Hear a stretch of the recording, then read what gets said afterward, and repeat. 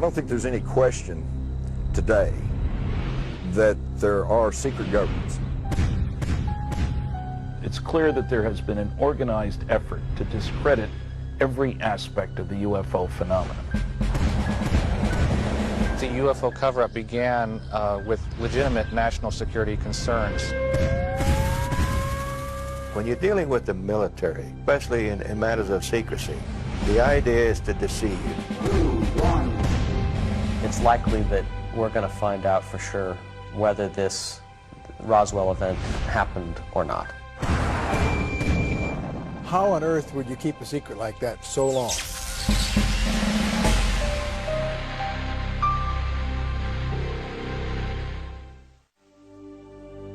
Almost 60 years after Roswell, the mystery of what crashed in the deserts of New Mexico remains a secret.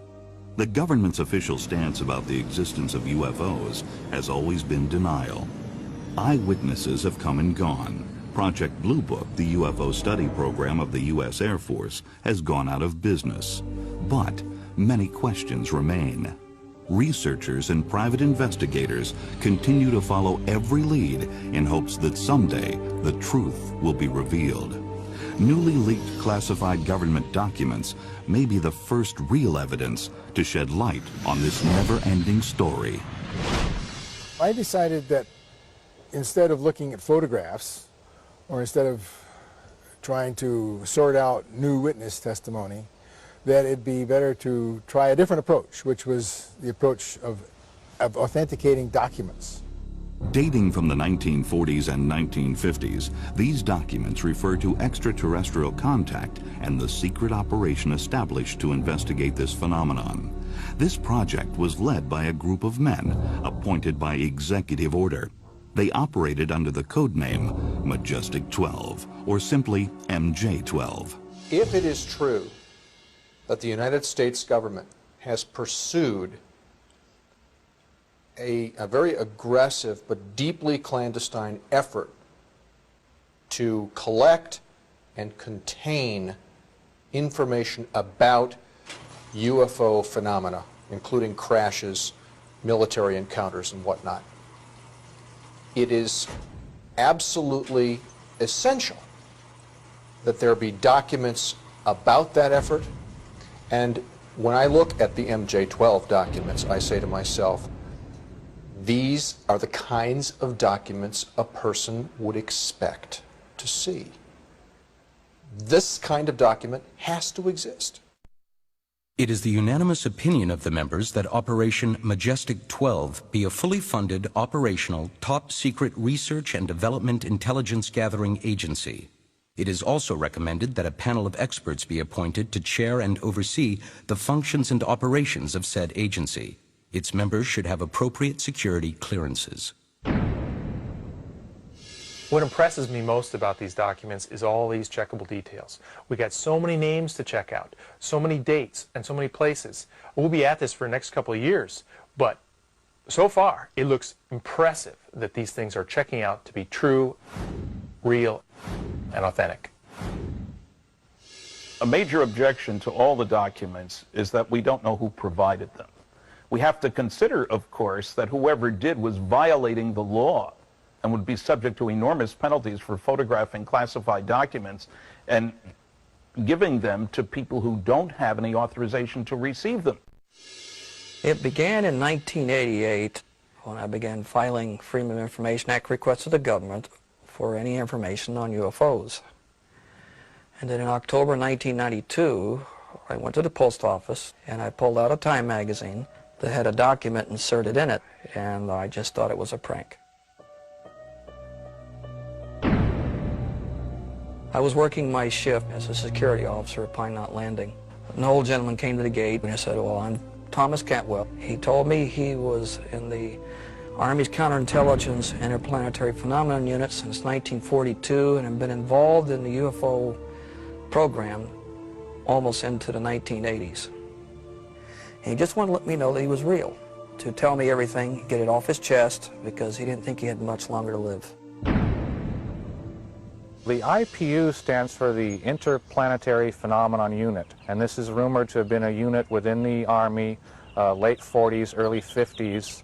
Some people link the late Douglas MacArthur with this group, that they were involved in some kind of early UFO investigation. My father himself had been involved in the United States Air Force's UFO program for several years. I also learned after my father's death, by going through his papers, that he was awarded the Air Force Commendation Medal and was given a special citation by order of General LeMay for his outstanding work in the United States Air Force UFO program.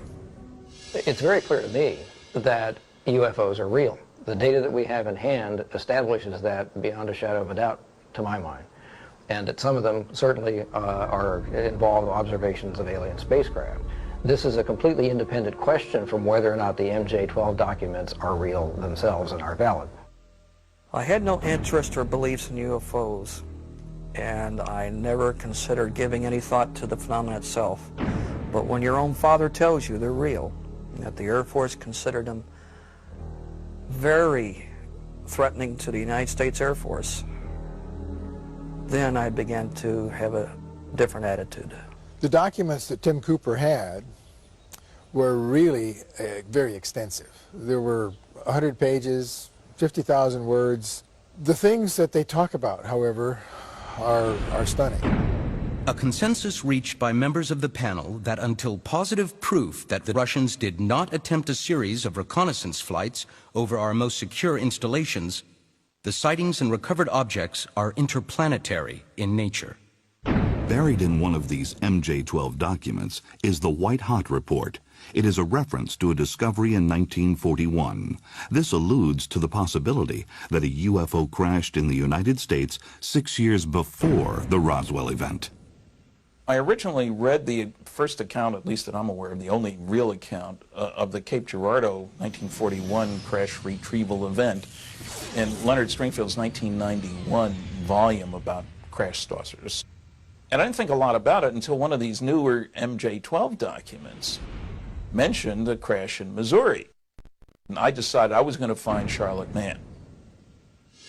Grandfather had been called out, that someone had called in that there had been a plane crash outside of town, and would he be willing to go to minister to people there, which he did.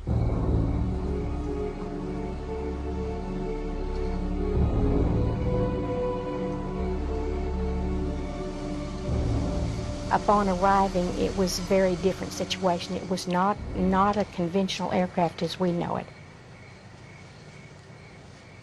There were 3 entities or non-human people there. 2 were just outside the saucer, and a 3rd one was further out. His understanding was that perhaps that 3rd one was not dead on impact.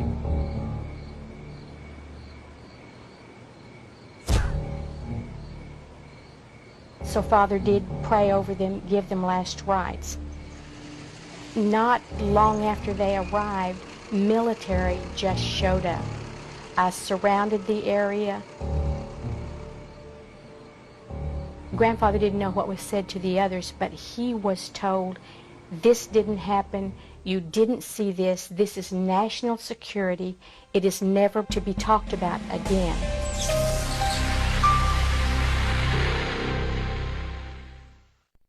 The year following the Cape Girardeau report, Los Angeles was the site of more UFO activity.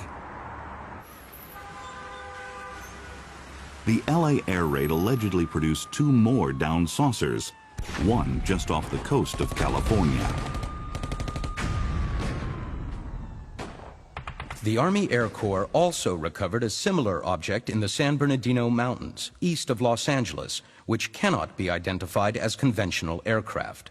This headquarters has come to a determination that the mystery airplanes are in fact not earthly, and according to secret intelligence sources, they are in all probability of interplanetary origin. With the United States at war, it appears that President Roosevelt saw this interplanetary phenomenon not as a threat, but as a great opportunity.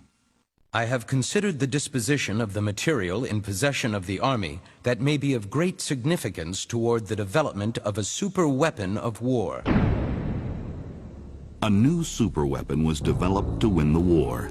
It was tested in remote areas of New Mexico and Nevada. Dr. Robert Oppenheimer led the top-secret Manhattan Project that would change the world forever. This time round, stakes are kind of high. It's going to work all right, Robert.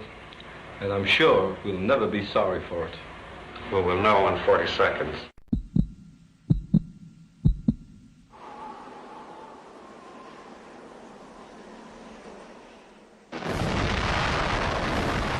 As the atom bomb experiments continued, so did the sightings of UFOs. Many believe that it was this nuclear testing that actually drew these mysterious objects to the area.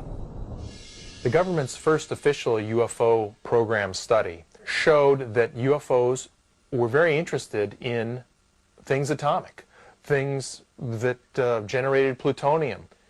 And our documents also show that.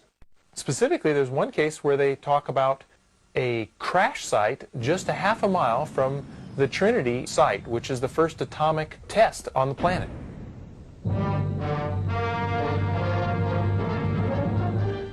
This is the gallant crew that rode the big superfort which carried the first atomic bomb to Japan.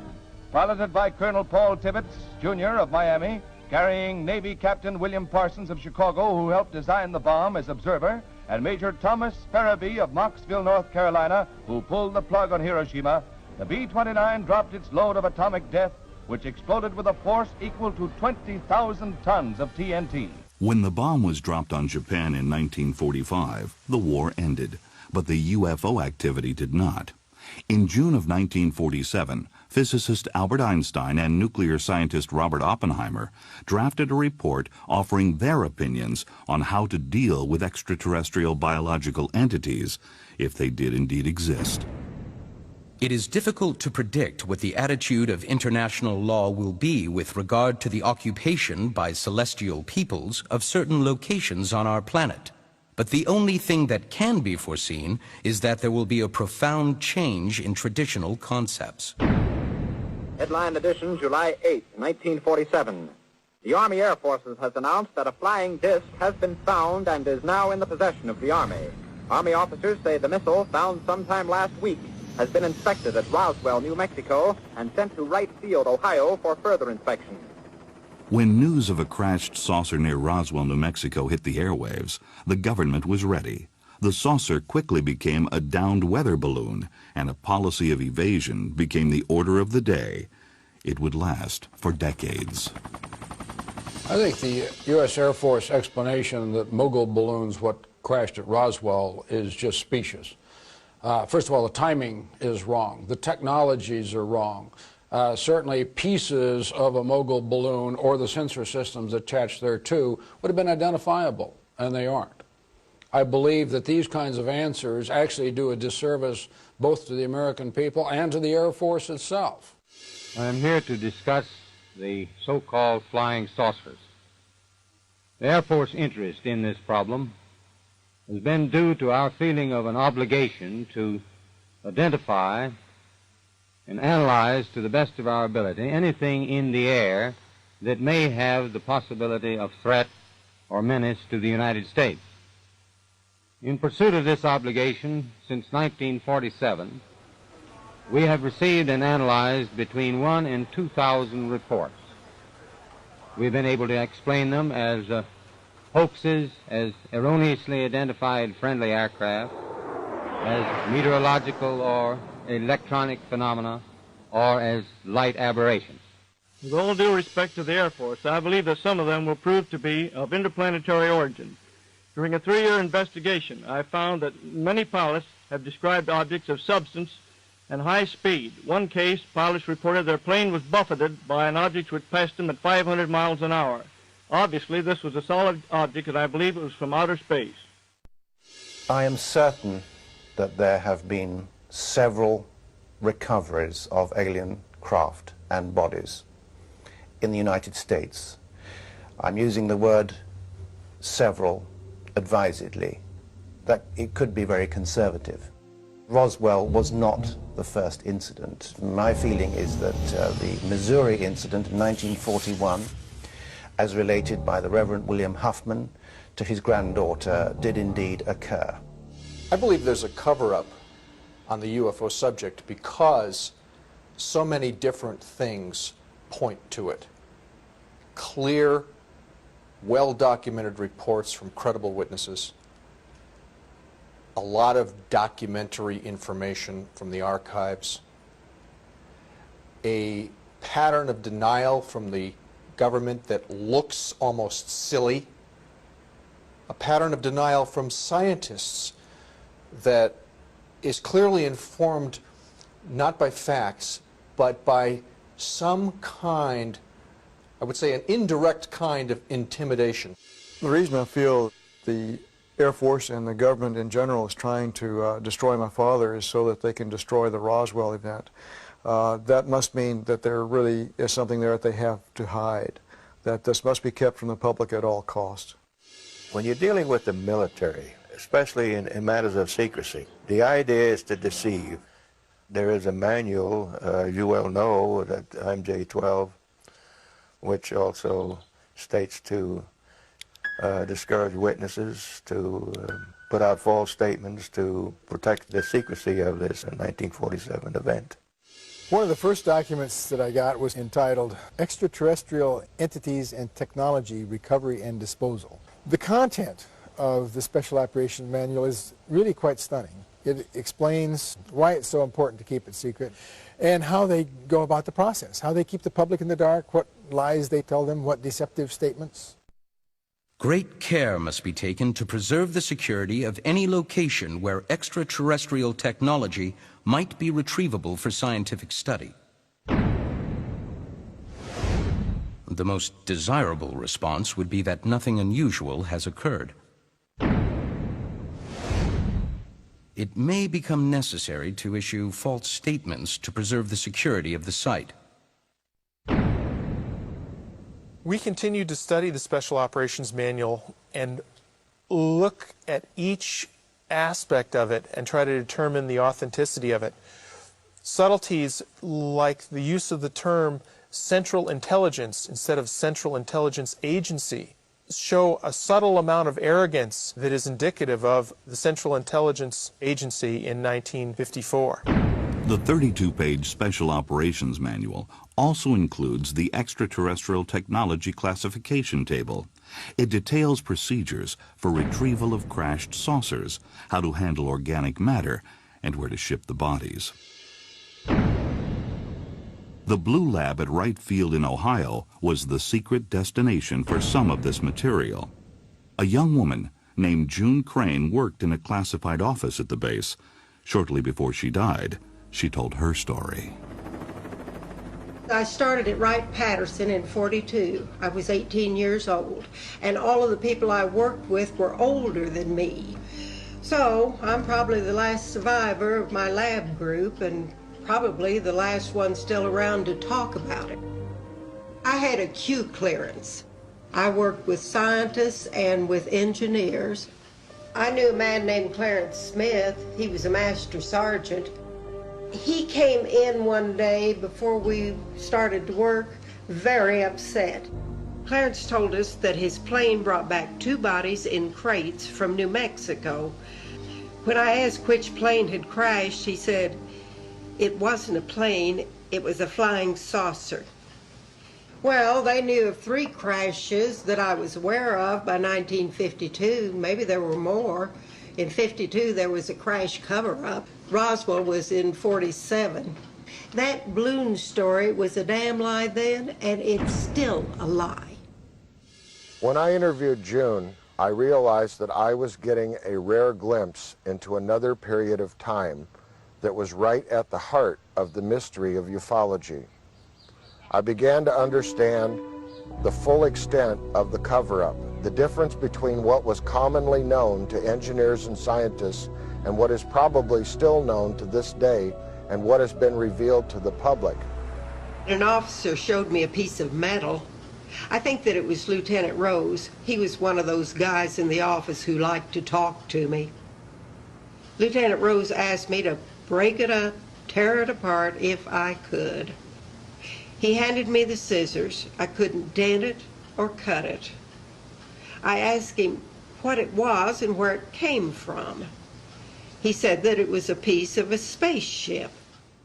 According to the Special Operations Manual, the physical evidence from the crash was to be collected and transported to an undisclosed location for study. That location appears to have been the mysterious Area 51. I'm satisfied and very pleased that there is good reason to say that Area 51 was created in the early 50s. Now we have that reason. We didn't have that reason before. Skeptics have claimed that Area 51 did not exist when the Special Operations Manual was published in 1954. But according to this Las Vegas newspaper, a huge government installation began construction in the Nevada desert in early 1951. The project was cloaked in a security blackout and has remained so to this day. Many believe it is where the technology of these alien craft is being studied. It causes one to ask the question, and I don't know the answer, but to ask the question of to what extent might we have been successful in reverse engineering some of the discoveries from crashed flying saucers. Now that the sound barrier has been cracked, the thermal or heat barrier is the goal of the experimental X-2 rocket plane. The stainless steel bullet, designed to stand speeds of more than 2,000 miles an hour, is released. On these tests, the rocket plane is not fueled, but in future runs, when it attains maximum velocity, heat developed by friction may reach more than 1,000 degrees. Here, the ability of metal and alloys to withstand the heat are expected to provide valuable data for projected spaceships and satellites. The slim metal ship may furnish some of the answers as the world enters the space age. The Atomic Energy Commission and Nuclear Energy Propulsion of Aircraft are currently conducting research for advanced technologies in atomic engines and radical propulsion studies. Integration of hydrogen-based fuels and electro-hydrodynamic technology may open up for us development of super aerodynes with Mach 5 capabilities. Some of the technology, yes, they have improved on or discovered, and it's being used today. Yeah, I think everything that we were involved in from 1942 clear up to 1947 was justified.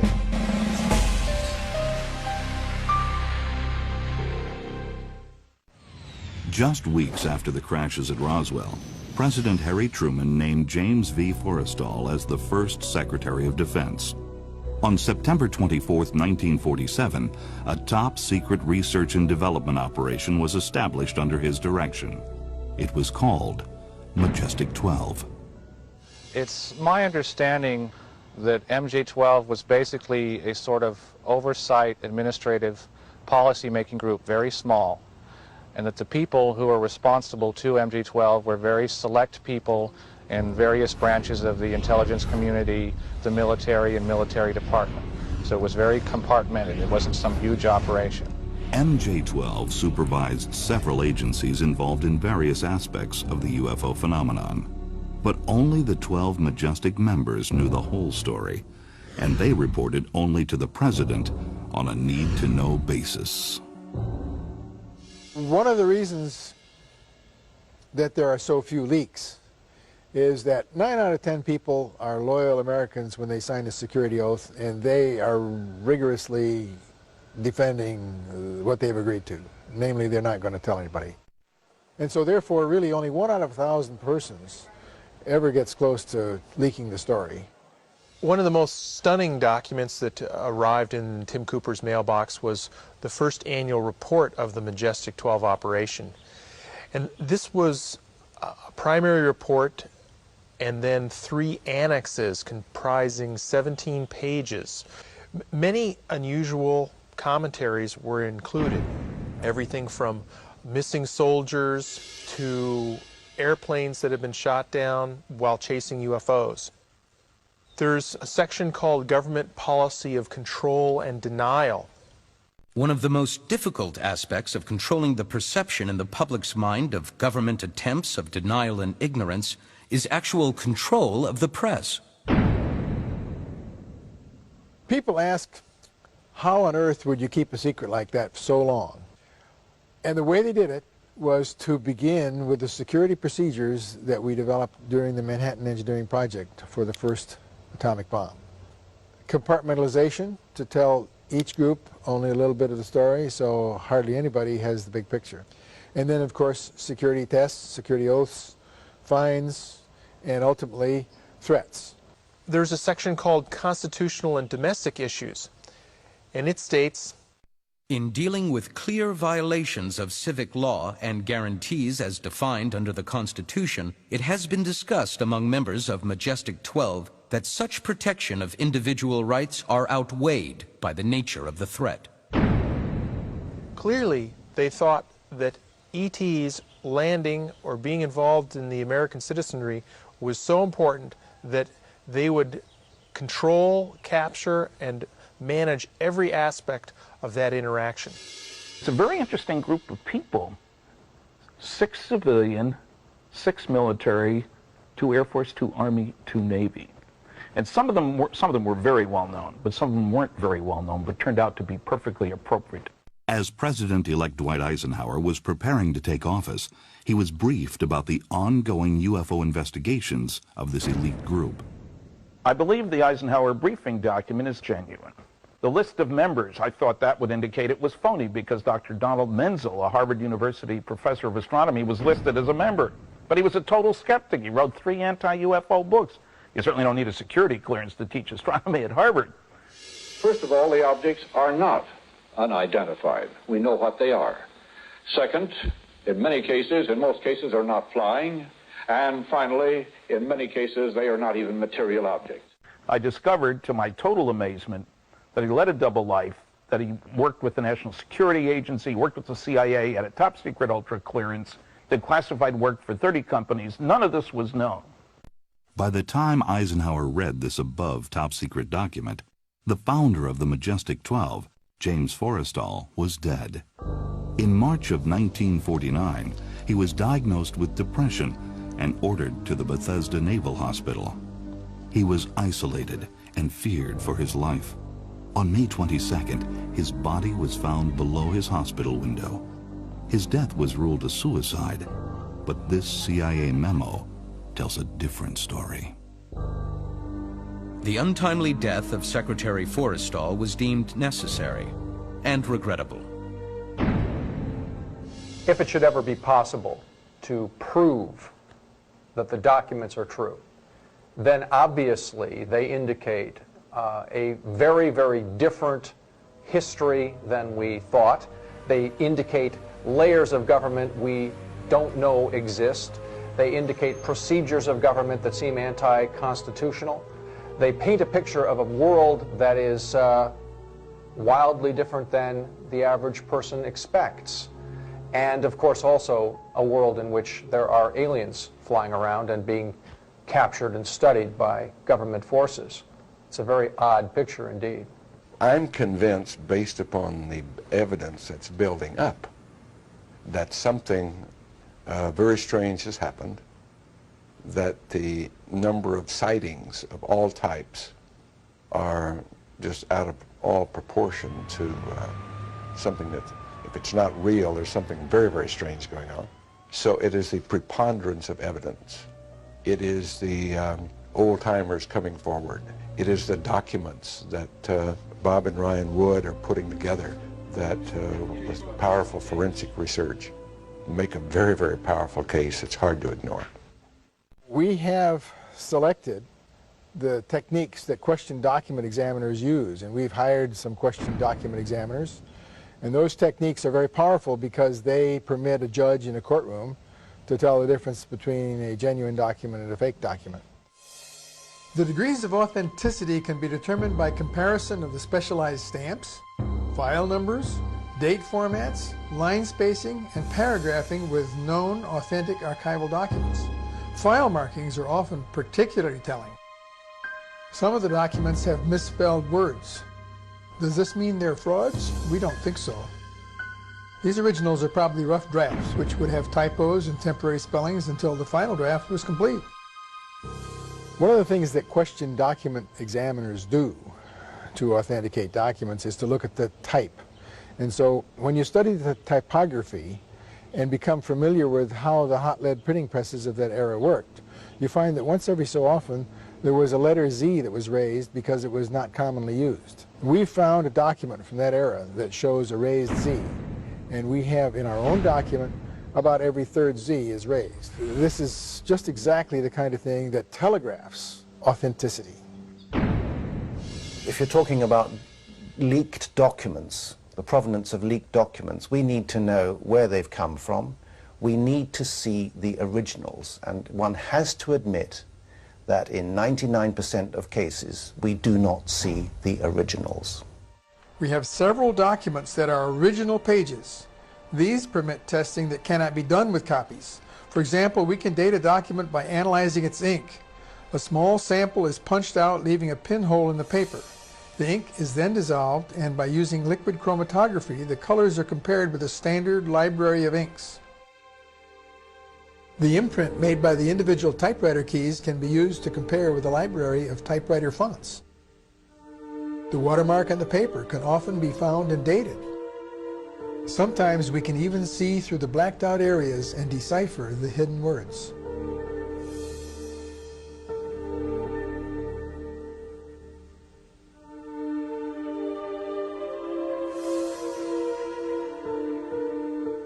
During the authentication process of the Eisenhower briefing document, Stan Friedman went to the National Archives, and in the presence of an archivist found in their files what's known as the Cutler-Twining Memo, which mentions MJ-12, MJ-12 Special Studies Group. We have an original onion skin paper with the appropriate watermarks, original declassification markings. It is a hard, physical, testable piece of paper. It's in a secure facility at our National Archives in College Park, Maryland. This declassified document seems to provide proof that MJ-12 was a reality, even though the government has never acknowledged its existence. So, after you use these question document techniques, to the best of your ability, it turns out that the documents almost speak for themselves as being genuine.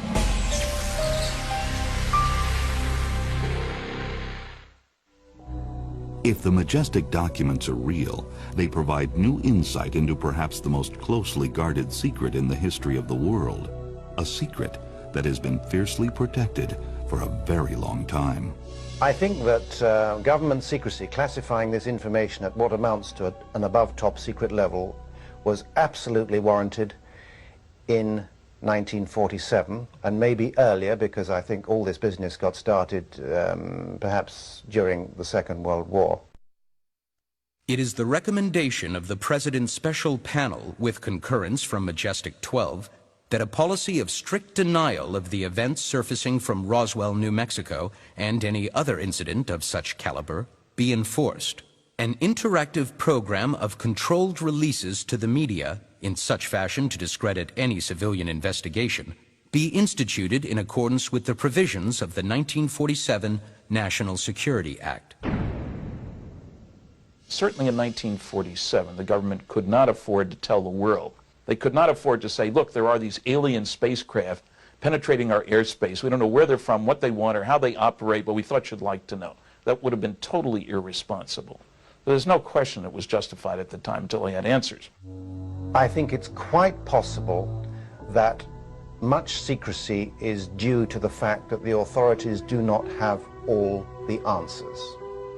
That they cannot be certain from a day-to-day basis or even a year-to-year basis or whatever as to precisely what is going on. By the mid-1960s, the government's apparent interest in UFOs was waning, but a rash of new sightings of unexplained lights and moving objects reignited the debate. We are being observed by some type of device which is ahead of us, far ahead of us, and is probably controlled by a highly advanced superior civilization. Now, this is a conclusion which I personally have stated and is shared by some members of our Board of Governors and advisors, not all of them.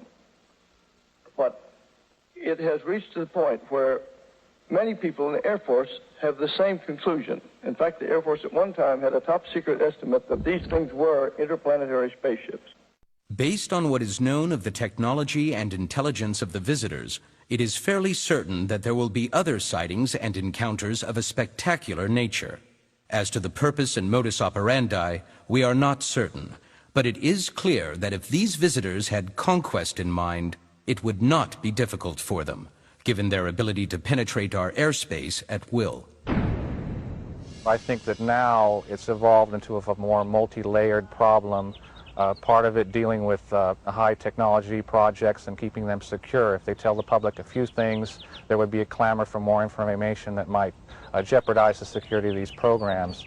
Another problem is that the fact that they've covered it up so long would create a sort of backlash against the government and the intelligence establishment. If these documents show a long, systematic, highly articulated process for handling UFO-related information, for sequestering that information, for marshaling it here and there, and for keeping everybody else out of the loop, completely unaware, the structure that caused that to occur is a phenomenon in world history. I think the MJ-12 documents are extraordinarily important. Probably the most important government documents ever leaked to the public, because they make clear, if they're genuine, that the United States has known that aliens are visiting Earth, that they are not perfect, obviously at least one crashed, and we have been taking measures to try to learn as much as we could from the wreckage and to try to understand what's going on. Why on earth would they have kept it secret? The discovery of extraterrestrial life, the greatest discovery in the history of man. The main reason, of course, is still a valid reason today, and that is to make sure that our enemies, namely in those days, the Soviet Union, did not get the technology. The technology was the driver. In addition, the reason for keeping it secret is to not let the public know that we really couldn't control our airspace. With urgent speed, the jet fighters rush to get in the air. Every second counts. They must be able to intercept the mystery plane before it can reach a target and drop its bomb. One example of technology discussed in the documents is a report, an analytical report from the Research and Development Laboratory dated 2 September 1947, where it has an early description of fiber optics in essence, and it says, flight instruments and controls are activated by optical waveguide fibers, similar to glass rods, except they are flexible and have a plastic cladding wrap. This cladding wrap is sort of the key breakthrough in fiber optics that allows increased signal to noise. Now here, this is a guy talking and describing fiber optics in 1947. One of the documents that was particularly exciting is a document that was done at the end of the summer of 1947, prepared and approved by Lieutenant General Nathan Twining. This included the results of what our scientists and engineers had been able to evaluate and determine during the summer. And one of the things that really strikes me is a description that talks about a series of fine grid-like lines connecting a series of dots in pure silver. This is very close to a description of an integrated circuit today. One interesting thing about the craft itself, it carried no fuel. There was no fuel.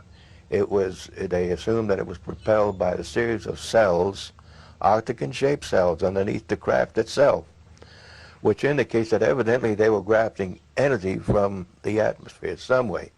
That is one of the areas that they haven't discovered or haven't found out yet. As far as this idea of reverse engineering a crashed or captured spacecraft, I would hope that's been done. I'd hate to think that something has been sitting there longer than the lifetime of most of the people who will see this program and nothing's been done to it. The potential for learning is astounding, and not attempting to reverse engineer it would be unthinkable. The YB-49 flying wing makes its maiden flight.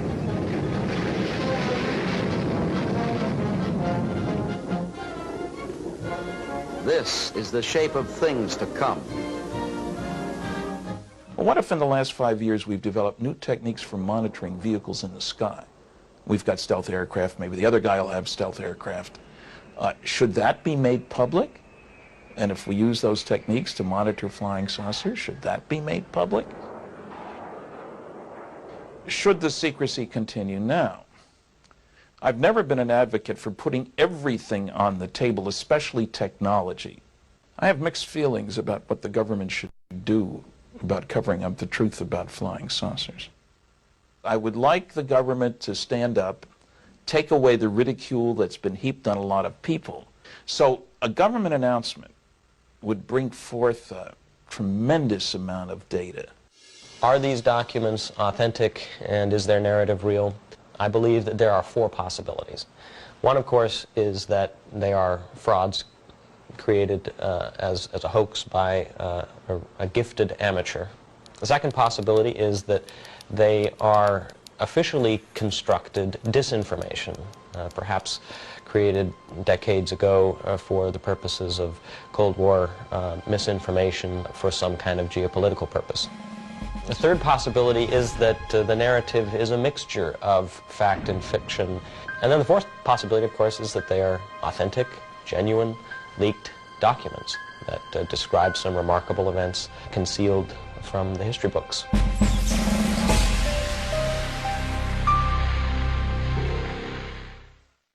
The concept that we are not alone in the universe has captivated many since the beginning of mankind.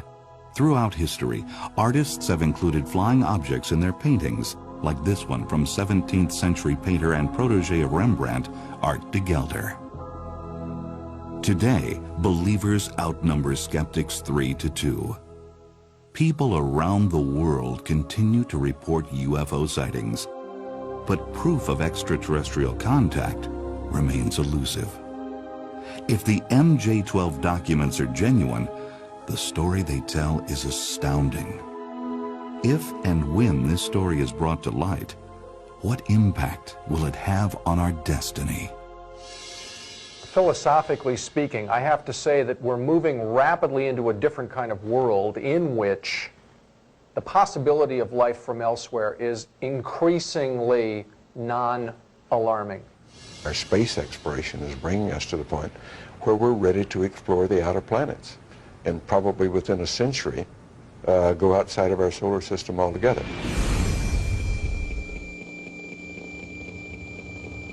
So it's time that all of this is exposed for the sake of science, for the sake of the stability of our government, for the sake of civilization itself.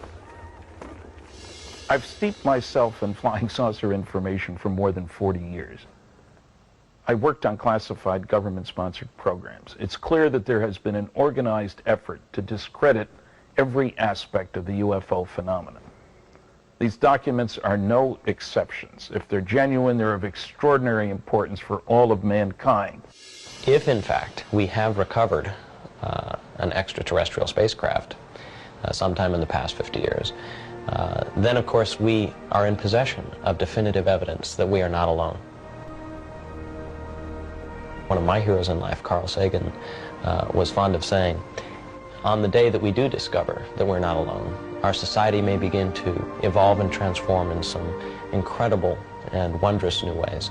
That's a day to look forward to, I believe.